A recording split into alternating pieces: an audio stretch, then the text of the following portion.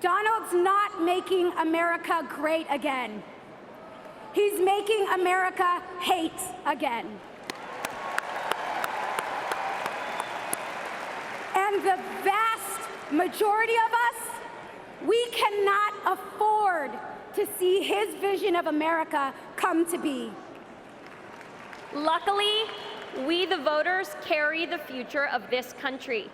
We don't accept hatred as the norm in our communities, so why would we ever accept it in the Oval Office? So to everyone here tonight and out there watching at home, here is your chance to join Team Hillary. Do you want equal pay for equal work? Yes. The right to make decisions about your own body? Yes. Paid family leave? Yes. As Hillary Clinton says, deal us in.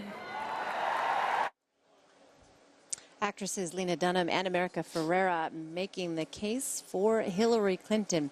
We saw, as we talked about just before we went to break, panel, some serious, particularly serious moments not too long after that where social justice was the theme. And on the stage, we saw the mothers of the movement. These are women whose children have been killed, some by police, others, for instance, the mother of Trayvon Martin was on stage testifying to what they say is Hillary Clinton's concern for people of color, and in particular young men of color. At one point, one of the mothers said, Hillary Clinton isn't afraid, Steve, to say Black Lives Matter. That issue has been a polarizing issue during this campaign. Yeah, we heard last week all this talk about law and order, talk about Blue Lives Matter, and really sort of praising the police that have been involved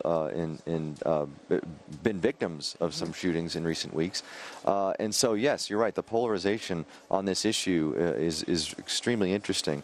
But she's been campaigning and talking to this group of people for the last several months. It's, I think, very clear where the sides are on this issue. The question is where are the voters on this issue, right? And so, you know, Donald Trump has doubled down on this idea of law and order, and he is going to be the law and order president.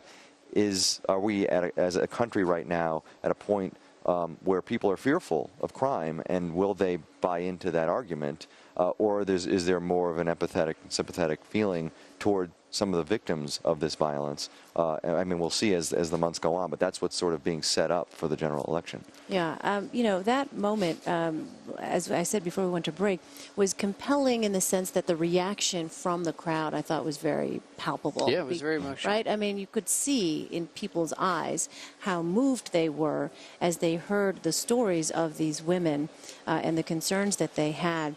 They also made, you know, you also heard from cops. Right. You heard from the Yes. police chief Yes. of Pittsburgh, right? So former NYPD. And there was a lot of emphasis. I'm not sure what the name of tonight was, what the theme was supposed to be, but there was a lot on national security, but focused around Hillary as Senator Clinton and 9/11.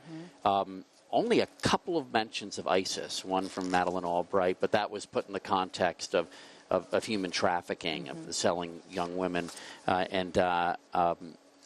Yeah. Well, I think that, you know, it's interesting. I think both parties have tried to paint sometimes these issues as binary, like there's either one movement or there's another. But President Clinton himself said it today. I mean, I'm just going to quote him. It help us build a future where nobody's afraid to walk outside, including people in blue. I think that the Black Lives Matter movement has always said that it's not, they're not saying that police officers are all corrupt or that all police officers are out there doing terrible things, but they're saying that, you know, lives should matter equally. That's the discussion. So on one side, you heard in Cleveland last week, a lot of talk of police officers, very little about black lives. Here, I think it's probably going to be, if anything, the Democrats will probably want to talk a little bit more about police officers, even though we saw some today, understanding some of the real threats that they go through on a daily basis as well. Steve, this is a huge and complicated issue, though, because we have seen President Obama, for instance, attempt to tackle this issue of tensions between law enforcement and communities of color.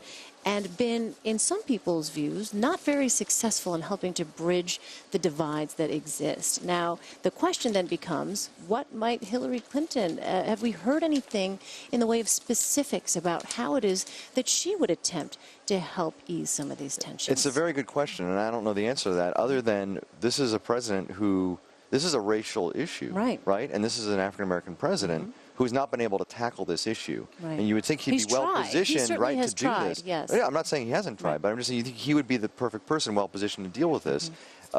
We're on the path now. We're not going to have an African-American president coming up after January 20th of next year. How does that make this even more difficult to deal with if you have a Hillary Clinton or a Donald Trump in the White House trying to deal with these issues? I think it makes it way more difficult. And so the question is, does this get worse? How does this, I don't know what the solution is. If President Obama hasn't been able to make progress, in fact, you could argue that it's a regression. Maybe it's something that that the White House can't fix. You know, it's funny because, and this is a completely random aside, but I was watching the O.J. Simpson documentary, and they did a very good job of sort of laying out how racial issues over the years got to 1994 when the O.J. Simpson trial happened.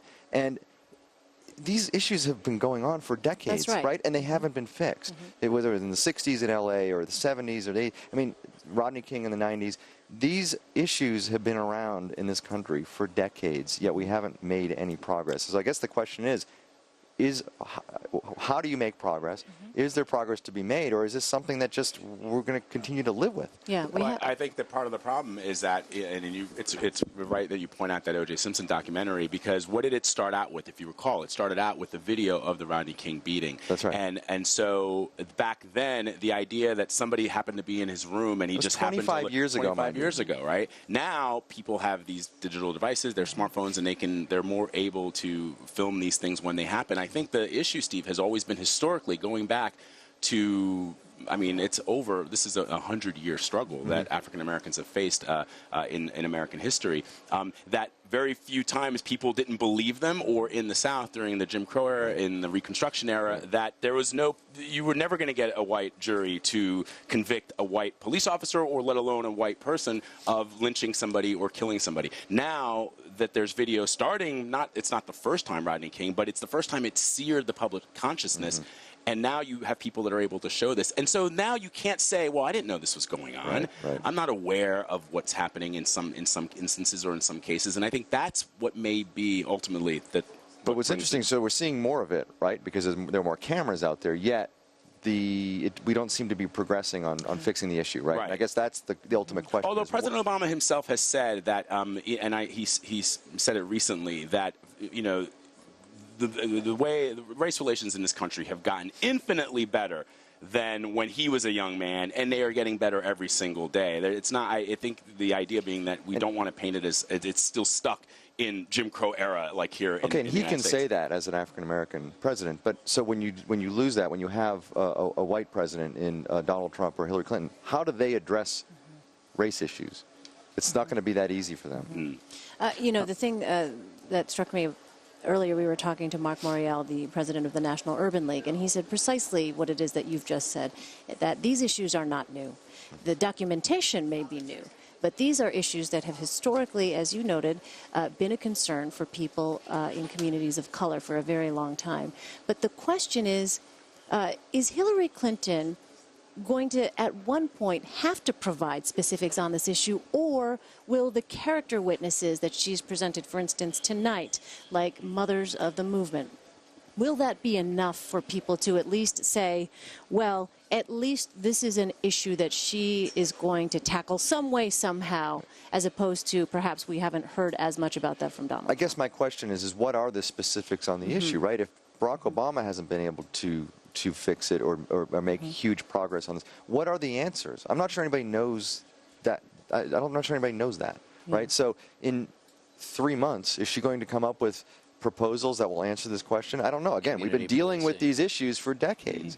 I can't imagine she's going to have answers in 3 months. Speaking of Law and Order, I thought that there were 7 Police Academy movies.